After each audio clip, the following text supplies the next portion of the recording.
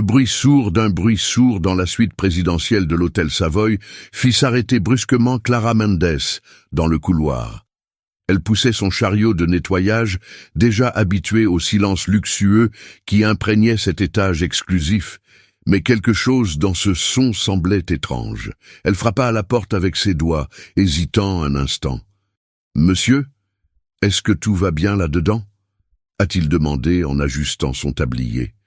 N'obtenant aucune réponse, il frappa à nouveau, cette fois avec plus de force. « Ne m'oblige pas à enfoncer cette porte, je ne suis pas assez fort pour ça, mais ça ne plaira pas au manager. » Toujours rien. Clara soupira et sortit le passe-partout de sa poche et le tourna dans la serrure. Dès que la porte s'ouvrit, ses yeux s'écarquillèrent lorsqu'il aperçut l'homme allongé sur le sol, le visage pâle et couvert de sueur. Le magnate Leonardo Vasconcelos, puissant fondateur de l'une des plus grandes entreprises technologiques au monde, semblait sur le point de mourir. « Oh mon Dieu !» s'est exclamée Clara, alors que sa formation d'infirmière s'activait automatiquement. Elle se précipita à ses côtés, s'accroupissant pour vérifier son pouls, faible et irrégulier. Il respirait, mais avec difficulté. Son esprit tournait, revivant des années de travail dans des situations d'urgence au Brésil. Clara savait quoi faire. « D'accord, mon grand, sauvons ta vie pleine de réunions et de jets. » Il a déboutonné la chemise de Leonardo avec précision, révélant sa poitrine, et a commencé des compressions thoraciques. « 1, 2, 3, n'abandonne pas maintenant, mec. Vous devez avoir un avion à payer demain, n'est-ce pas ?» Elle a poursuivi l'opération avec la dextérité qu'elle avait acquise dans sa vie antérieure d'infirmière. Le rythme était précis. Après 30 compressions, il pencha la tête en arrière, ouvrant ses voies respiratoires et commença à respirer par le bouche à bouche. « Tu ne mourras pas ici, Leonardo Vasconcelos, n'y pensez même pas. » Clara grognait entre les compressions, ses bras commençaient à lui faire mal. Mais sa détermination grandissait. Les minutes lui parurent des heures jusqu'à ce qu'elle entende le son lointain des sirènes. L'adrénaline la faisait bouger, mais son cœur battait à tout rompre. Un instant, elle réfléchit à l'absurdité de la situation. La voilà, femme de chambre diplômée en infirmière, sauvant un milliardaire au milieu d'une suite luxueuse. Lorsque les ambulanciers sont finalement arrivés, Clara s'est écartée, leur permettant de prendre le contrôle. L'un d'eux se tourna vers elle avec un sourire respectueux. « Vous lui avez sauvé la vie. Sans ces actions rapides, il n'aurait pas réussi. » Clara hocha simplement la tête, épuisée. Il la regardait les ambulanciers placer Leonardo sur une civière et le transporter hors de la suite. Les jambes tremblantes, elle regarda autour d'elle, voyant les environs impeccables, à l'exception d'un homme qui avait maintenant une seconde chance. Elle se murmura, « Et je voulais juste finir mon quart de travail en paix. » Leonardo Vasconcelos ouvrit lentement les yeux, clignant des yeux devant les lumières fluorescentes de l'hôpital. La sensation était étrange. Lui, toujours aux commandes, était allongé, vulnérable et connecté à des machines qui surveillaient chacun de ses battements de cœur. Il essaya de se relever, mais une douleur dans la poitrine l'en empêcha. Une infirmière apparut à ses côtés. « Monsieur Vasconcelos, s'il vous plaît, ne bougez pas. Vous avez vécu un événement grave, » dit-elle en ajustant les câbles du moniteur cardiaque. Il fronça les sourcils. « Sérieux ? Ce qui s'est passé ?» a-t-il demandé, la voix rauque. « Une crise cardiaque. Vous avez eu beaucoup de chance. Quelqu'un à l'hôtel a commencé la réanimation avant notre arrivée. Cela lui a sauvé la vie. » Leonardo cligna des yeux, confus. « Qui a fait ça? Quelqu'un du conseil d'administration? Ou un invité important ?» L'infirmière eut un léger sourire. « Non, c'était une femme de chambre. » Il haussa un sourcil, incrédule. « Une servante ?»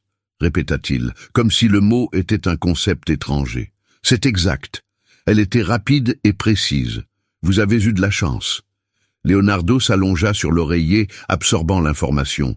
Il était difficile d'imaginer qu'un employé de nettoyage lui sauve la vie. Lui qui ne faisait confiance qu'à des médecins de renom, devait désormais sa survie à un inconnu en tablier. Pendant ce temps, Clara Mendes, toujours en uniforme d'hôtel, se trouvait dans le hall de l'hôpital. Elle n'avait pas prévu d'entrer ou d'être vue. Elle voulait juste s'assurer que l'homme dont elle avait sauvé la vie allait bien. Assise sur un banc, elle observait les mouvements autour d'elle, tout en réfléchissant à sa décision de garder l'anonymat. « Il va bien.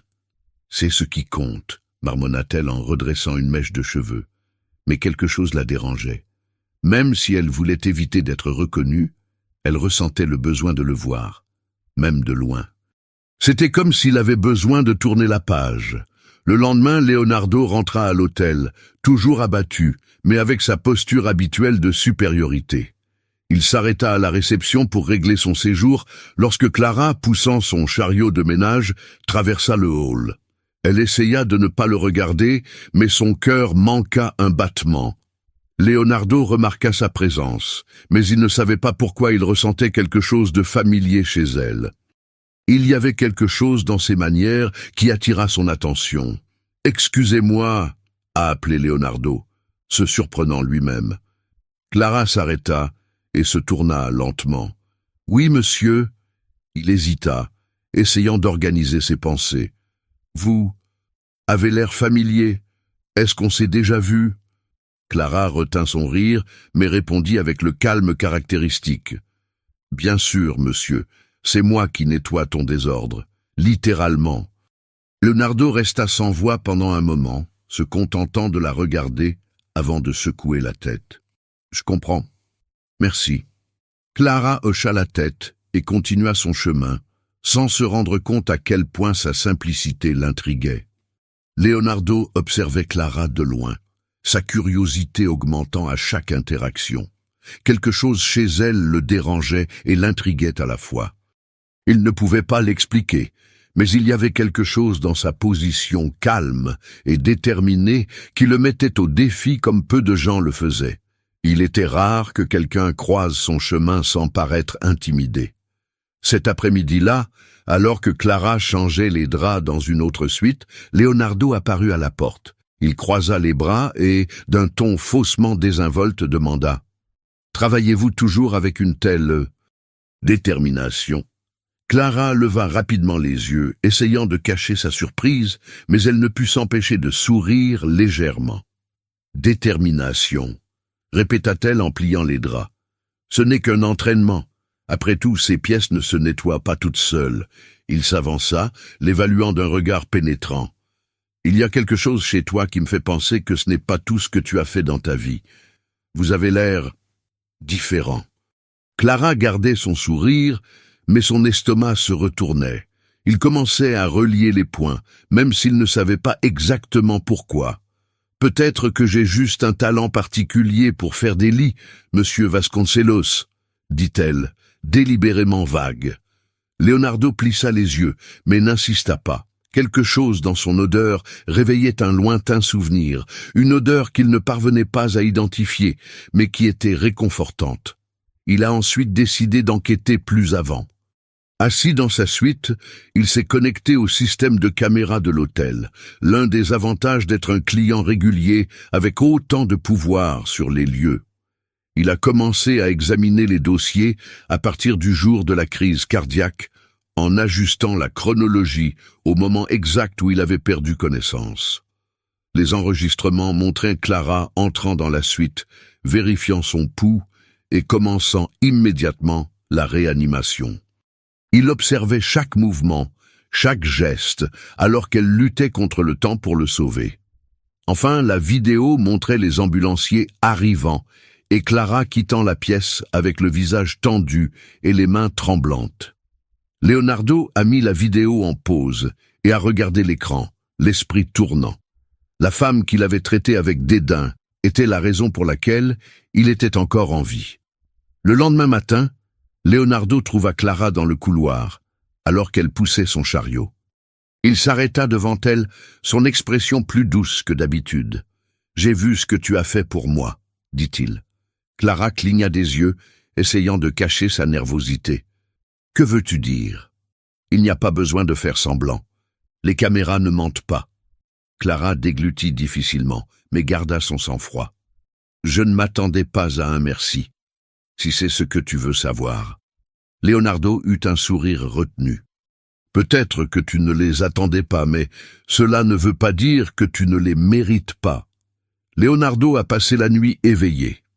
Regarder l'enregistrement de Clara lui sauvant la vie avait remué quelque chose en lui, un mélange de gratitude et d'inconfort. C'était humiliant de réaliser que quelqu'un qu'il considérait comme inférieur avait fait plus pour lui que quiconque dans sa vie. Cependant, il était également indéniable que cela lui faisait voir Clara d'une manière complètement nouvelle.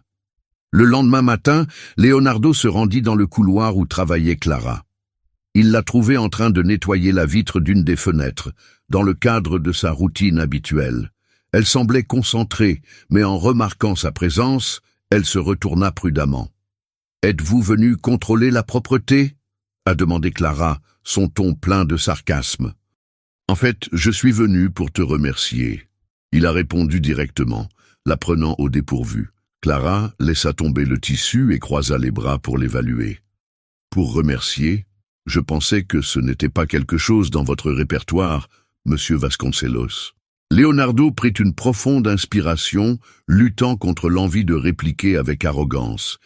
Il était déterminé à avoir une conversation sincère. « Ce n'est pas quelque chose que je fais souvent, je l'avoue.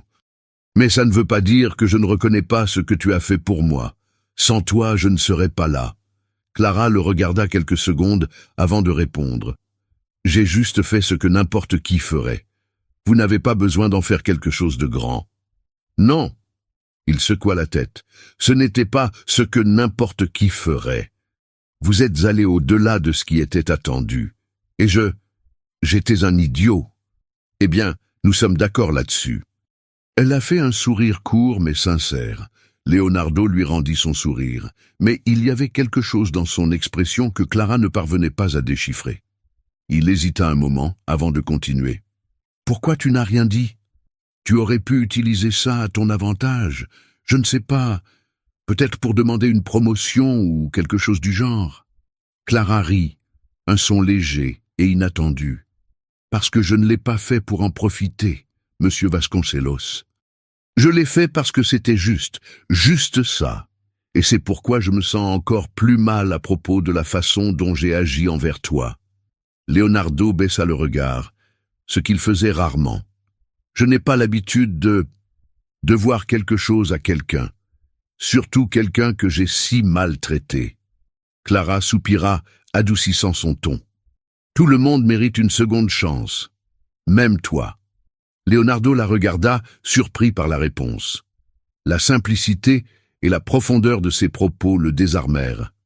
Il s'est rendu compte que Clara n'était pas qu'une employée. C'était quelqu'un qui portait force, intégrité et sagesse dans chaque geste. « Tu es une meilleure personne que je ne l'imaginais », a-t-il admis en prenant du recul. « J'espère qu'un jour, je pourrai te remercier pour ce que tu as fait pour moi. » Clara se contenta de hocher la tête, son expression calme comme toujours. « Prenez bien soin de votre vie. Cela suffira. » Alors que Leonardo s'éloignait, il savait que quelque chose avait changé pour toujours. Il avait beaucoup à apprendre, et pour la première fois depuis des années, il était prêt à essayer. Leonardo n'arrivait pas à sortir Clara de sa tête. Depuis la conversation dans le couloir, tout dans sa vie semblait avoir changé de ton. Lui qui avait toujours pensé à l'efficacité et au résultat, se retrouve désormais à envisager quelque chose de bien plus humain. La compassion. L'impact de Clara lui fit prendre conscience du vide qu'il avait toujours ignoré. Cet après-midi-là, il la rencontra à nouveau, cette fois dans le hall de l'hôtel. Clara poussait son chariot de nettoyage comme d'habitude, mais s'arrêta lorsqu'elle remarqua Leonardo se tenant sur son chemin. Il avait l'air différent, plus détendu, mais aussi visiblement nerveux. « Ah, encore toi !» dit Clara en haussant un sourcil. Qu'est-ce qu'il y a maintenant? Vous avez oublié un autre? Merci. » Leonardo sourit en secouant la tête. « Non, cette fois, c'est quelque chose de différent. Je veux vous faire une proposition. » Clara renifla en croisant les bras. « Écoute, s'il s'agit de me promouvoir au poste de directeur d'hôtel, je ne pense pas que ce soit entre tes mains. Leonardo rit doucement, un son rare qui le surprit même. Ce n'est rien de tout ça. C'est quelque chose de plus personnel. Clara fronça les sourcils, véritablement curieuse. D'accord, alors parle. Mon quart de travail n'est pas encore terminé, et j'ai encore des pièces à nettoyer. Leonardo prit une profonde inspiration avant de prononcer les mots. Je veux que tu viennes avec moi, pas en tant que femme de chambre ou quoi que ce soit d'autre. Je veux que tu sois à mes côtés, en tant que compagnon. L'air autour d'eux semblait gelé.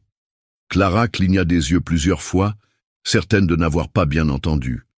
Vous plaisantez, n'est-ce pas? Est-ce une sorte de blague? Ce n'est pas une blague. Il fit un pas en avant, le regard sérieux.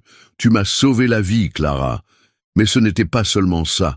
Vous m'avez montré quelque chose que je n'avais jamais vu auparavant, qu'il y a plus dans la vie que le contrôle, le pouvoir et l'argent. Je veux recommencer et je veux que tu en fasses partie.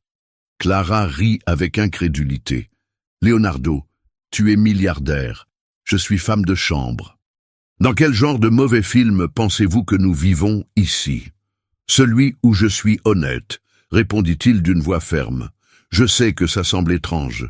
Et honnêtement, je n'aurais jamais pensé dire ça à qui que ce soit. Mais tu as changé quelque chose en moi, et je ne l'ignorerai pas.